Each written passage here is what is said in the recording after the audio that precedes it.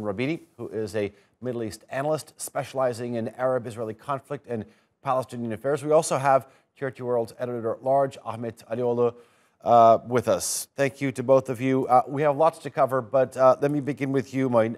And I want to take a different angle with you.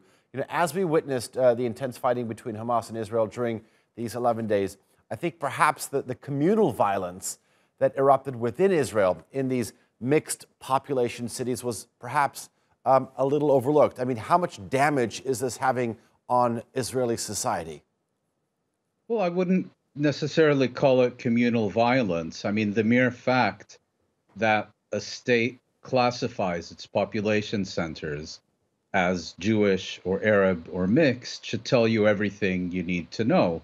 As prominent reports by both Israeli and American human rights organizations in recent months have made clear, this is a society, or a state rather, that pursues policies of apartheid towards its Palestinian minority and Palestinians in the occupied territories in order to maintain, in a systematic manner, Jewish domination, the domination of the Jewish state and its Jewish citizens over its Arab citizens and Arabs in the occupied territories. And I think what you saw within Israel in the past few weeks was Palestinians basically rising up and saying enough is enough, and we're not going to stand for this anymore. And that's the root of what we witnessed there. Ahmet, let me bring you in the conversation. I mean, how much of this falls on Netanyahu?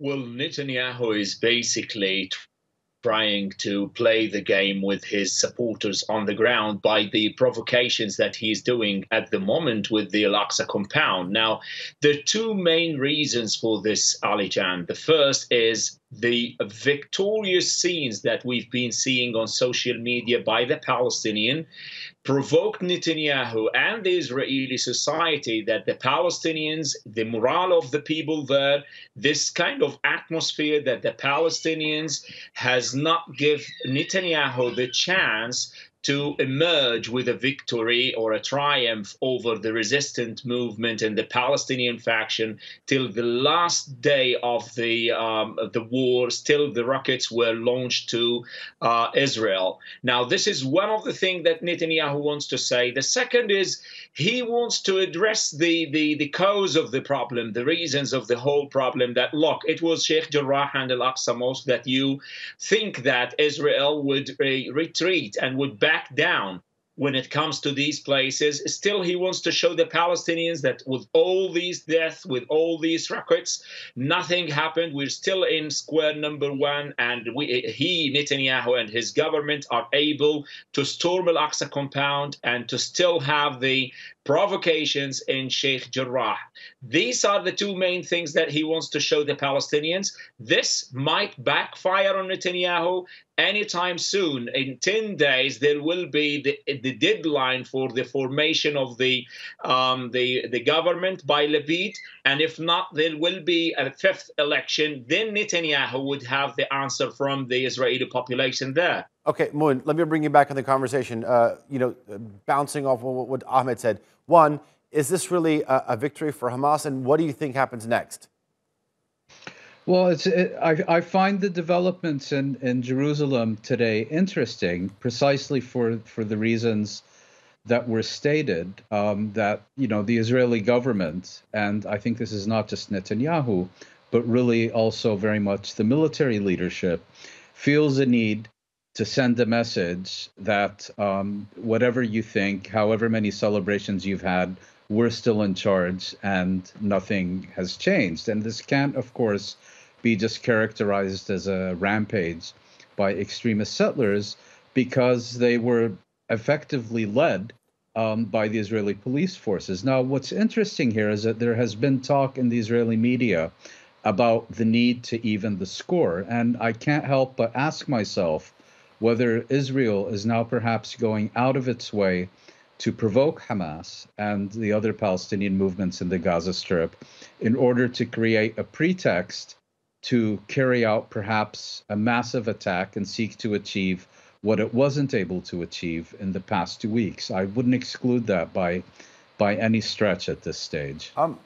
You said that you talked about evening the score. I mean, when you have a score, it's actually out in the open. But one thing that's not out in the open is the exact details of this ceasefire. I mean, why don't we know them?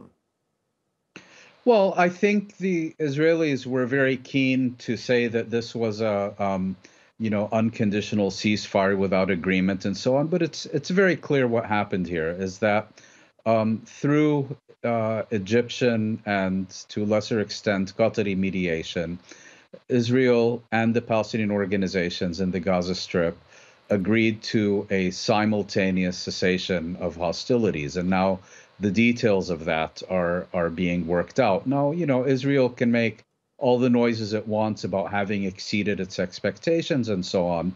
And, while it's, I think, difficult to say that Hamas and the other organizations somehow emerged militarily victorious from this latest escalation, it's very clear that Israel resolutely failed to achieve any of its strategic or tactical objectives.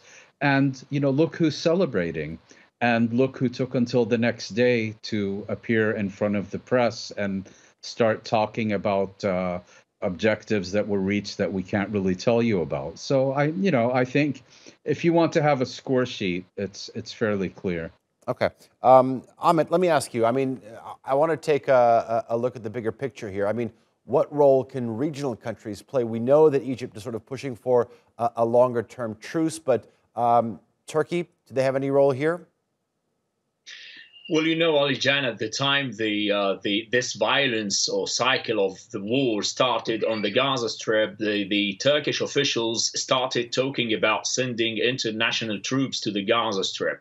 And President Erdogan, Çavuşoğlu, the foreign minister, they all were very dynamic in their shuttle diplomatic visits to Washington and to the calls that haven't stopped to the all Muslim countries and regional powers trying to use some leverage over Israel and put some pressure on Israel to stop the hostilities and the killings of the Palestinians. Now, regionally, the Arab League, normally it doesn't produce more than rhetoric condemnation to what's going on. The Egyptians are more involved in the process as they're the adjacent neighbor to the Palestinian, to the Gaza Strip. They've been involved, and the Qataris as well, they've been involved. Now, the ceasefire has been reached by the mediation of these regional powers. The moment of truth for the Palestinian is now. They need a guarantor to this ceasefire. It's already there, but everybody is watching the provocations of the settlers by the company of the Israeli soldiers.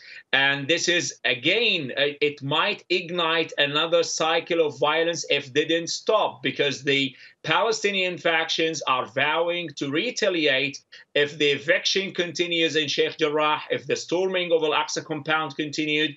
That's something that the Israelis not seeming to be backing down on this.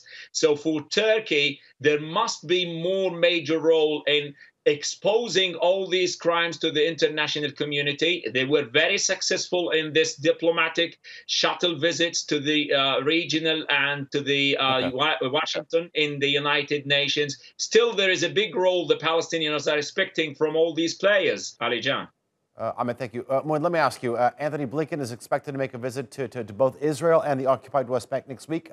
Do you expect anything substantial? No, I don't. And I think at this stage, one can't expect more than at most, perhaps, a private message to Israel to turn the flames down a little bit. And I think, as we saw very clearly recently, private engagement with Israel is, for all intents and purposes, meaningless. And it was only when Biden began to speak publicly that real progress towards a cessation of hostilities was made. I think one of the key issues now, not only for the Americans, but for the international community, and particularly the Europeans and North Americans, is what position are they going to take on Palestinian reconciliation and Palestinian national unity? Is this something that they now recognize is necessary and something that they will accept and perhaps even, as the Europeans seem to be indicating in some of their recent statements, something to encourage?